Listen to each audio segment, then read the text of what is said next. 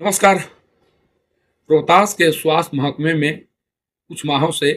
एक गजब सी खामोशी छाई हुई है। चाहे वो रोहतास के सरकारी स्वास्थ्य केंद्रों पर काम करने वाले चिकित्सक हों, लिपिक हों, एएनएम हो, जीएनएम हो, तमाम लोगों के चेहरे पर खामोशी छाई हुई है। और जब इन खामोशियों के पीछे के कारण के बारे में पता करने की कोशिश की जा रही है, तो उनके मन में एक गजब सा डर दिखाई पड़ रहा है, एक बेचैनी दिखाई पड़ रही है, एक घबराहट दिखाई पड़ रही है। और जो बातें उन लोगों के द्वारा बताई जा रही है, उन बातों को सुनने के बाद ऐसा लगता है कि इस तरह की स्थिति कभी भी रोहतास के स्वास्थ्य विभाग में नहीं दिखाई पड़ी थी। कहा जा रहा है कि जब से रोहतास के सीएस के पद पर डॉक्टर मणिराज रंजन की पोस्टिंग हुई है, उसके बाद से जिस तरह से उनके द्वारा कार्य किया जा रहा है, उन्हीं कार्यों को लेकर इन तमाम चेहरों पर खामोशी दिखाई पड़ रही है। जिस तरह से उनके द्वारा तमाम लोगों पर दबाव बनाकर काम कराने की कोशिश की जा रही है, और वह दबाव उस तरह से बनाया जा रहा है जिस दबाव का कोई मतलब नहीं है। जब कोई चिकित्सक सही तरीके से काम कर रहा है, तब उस पर दबाव बनाने की क्या जरूरत है। जब कोई जीएनएम, एएनएम या लिपिक संवर्ग के लोग हैं, वो सही तरीके से काम कर रहे हैं, तो फिर उन पर दबाव बनाने की क्या जरूरत है। इसी तरह की खामोशी जो जिले में पैथोलॉजी या क्लिनिक चलाते हैं, उनके भी चेहरे पर दिखाई पड़ रही है। और कहा जा रहा है कि सीएस कार्यालय से कुछ इस तरह के कार्य किए जा रहे हैं, जिस कार्य के बाद अगर इस तरह की स्थिति कुछ माह तक बनी रही, तो ये सारा का सारा सिस्टम चौपट हो जाएगा। चिकित्सक कहीं न कहीं सही तरीके से काम नहीं कर पाएंगे, और जो अन्य कर्मचारी हैं, उनके चेहरे पर भी तनाव साफ दिखाई पड़ने लगेगा। कारण कि इस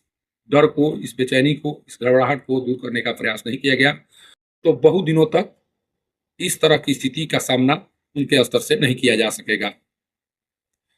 बताया जा रहा है कि मणिराज रंजन के द्वारा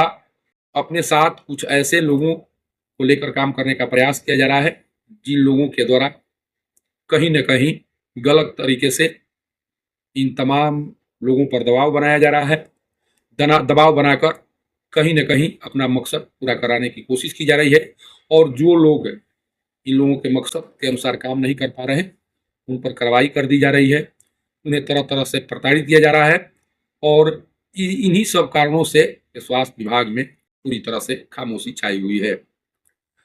सीधे तौर पर कहा जाए तो मणिराज रंजन के योगदान देने के बाद पूरी तरह से उगाही गैंग का एक तरह से स्वास्थ्य विभाग पर राज हो गया है। और कुछ लोगों के द्वारा इस तरह से पैथोलॉजी से लेकर जो क्लिनिक हैं या जो भी स्टाफ है, किसी कार्य के लिए उन्हें सीएस कार्यालय में जाना पड़ता है, उन लोगों से जिस तरह से बात की जा रही है, उन लोगों से जिस तरह से डिमांड की जा रही है, उसके बाद से लोगों को लग रहा है कि आखिर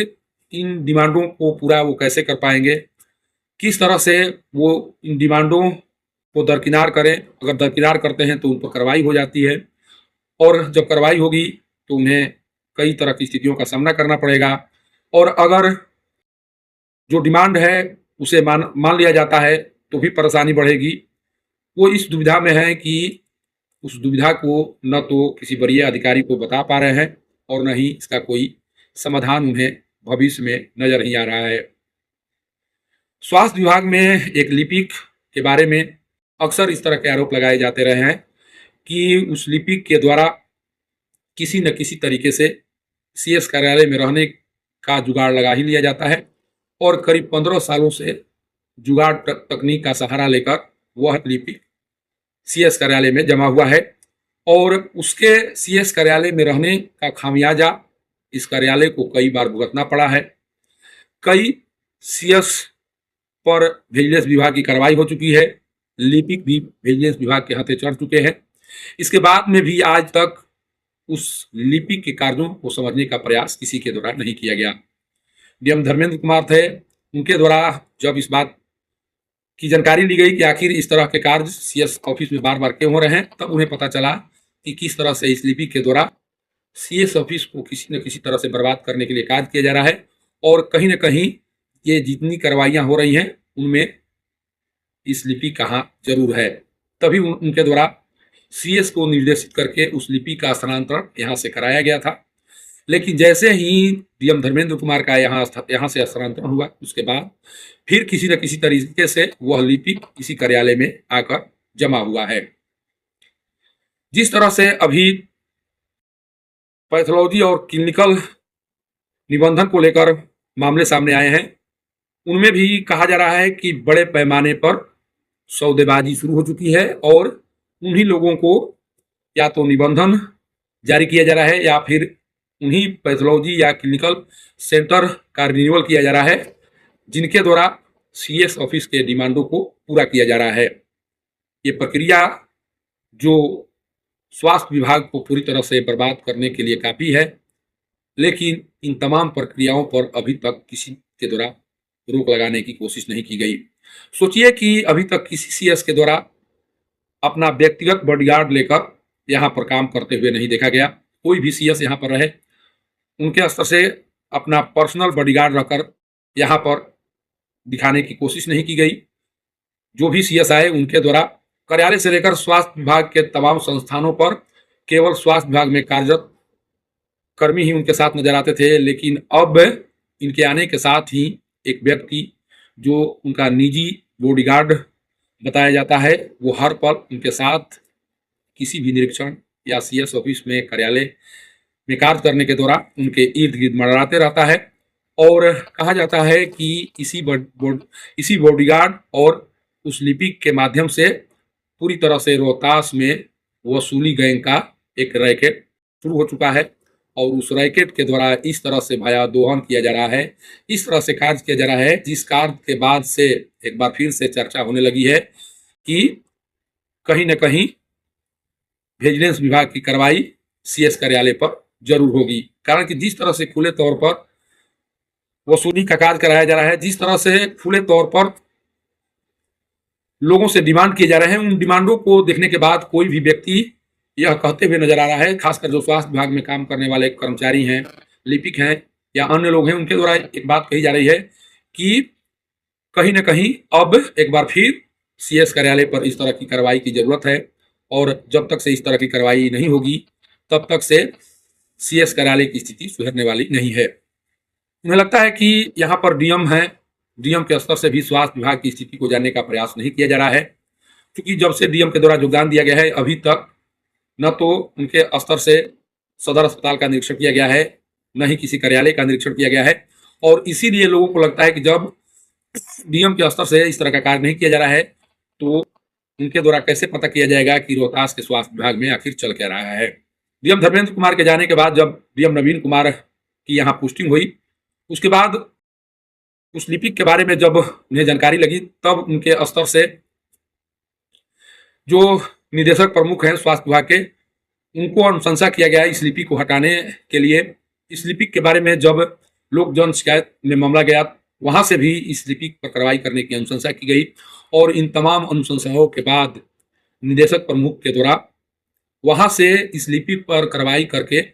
सूचित करने का निर्देश सीएस को भेजा जा चुका है। वो पत्र सीएस कार्यालय में पहुंच चुका है। इसके बाद में भी सीएस के द्वारा उस लिपि पर कार्रवाई नहीं की जा रही है और इसीलिए अब लोगों को लगने लगा है कि सीएस पूरी तरह से उस लिपि को बचाने में लगे हुए हैं, उस लिपि पर कार्रवाई नहीं करना चाह रहे हैं, कारण कि उस लिपि के माध्यम से सीएस अपना मकसद पूरा करा रहे हैं। अगर मकसद पूरा नहीं करा रहे होते तो निदेशक प्रमुख के स्तर से जारी किए गए निर्देश के आलोक में उनके द्वारा अभी तक लिपि पर कार्रवाई कर दी गई होती। लेकिन वहां से निर्देश मिलने के बाद भी अभी तक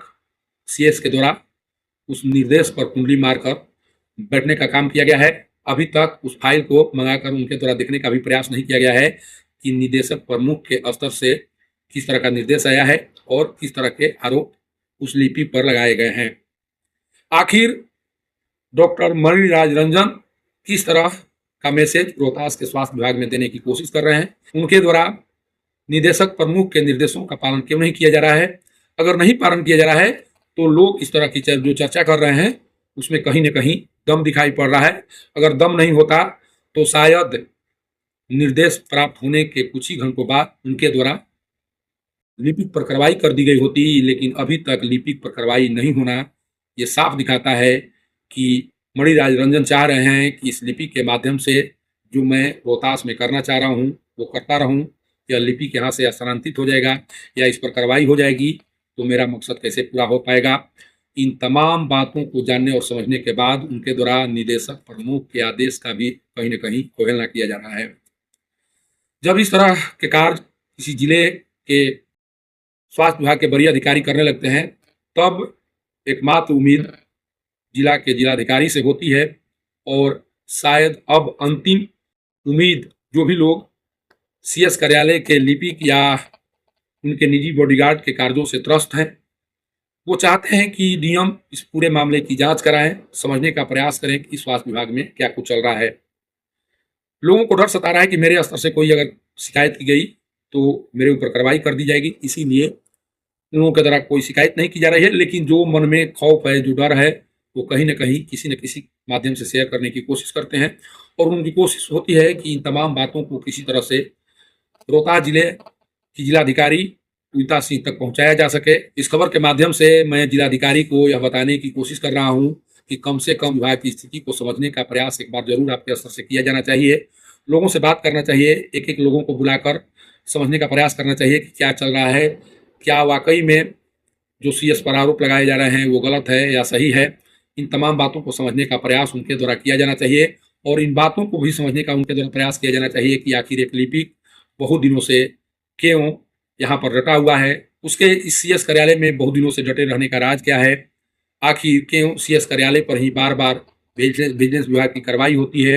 अभी तक 3 लिपिक और 2 सीएस सहित 5 लोगों की गिरफ्तारी विजिलेंस विभाग के द्वारा की जा चुकी है और ये तमाम गिरफ्तारियां कहीं न कहीं उस लिपिक के सीएस कार्यालय में रहते हुए